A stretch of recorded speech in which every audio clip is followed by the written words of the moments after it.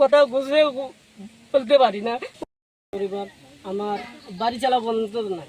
আমার ফুফুতো ভাই জমি নিয়ে বাড়ি চালা নিয়ে আছি। আমার বাড়ি চালা আমার আর্থিক অবস্থা বলতে খুব খারাপ, সেটা তো বললাম। বাড়ি চালা পর্যন্ত নয়, শুধু ভাঙাচুরা ঘর আছে।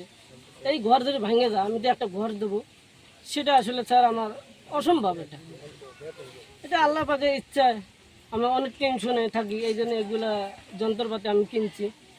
কিনা মনে কষ্ট, মনে আবেগ থাকে, কষ্টগুলো আনন্দ দেওয়ার জন্য চোখ দিয়ে যেন পানি না ধরে। আড়ালে আসলে আড়ালে আমার পানি পর্যন্ত ধরে,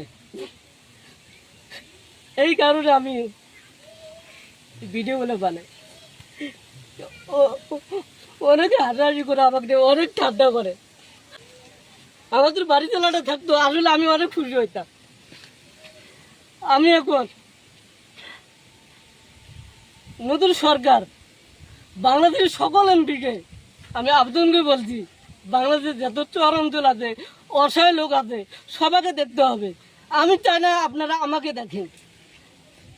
মানুষ খুশি থাকলে আমিও খুশি থাকবো, এটাই আমার আদেশ, এটাই আমার কথা। আসলে আমি কথা বুঝে বলতে পারি না।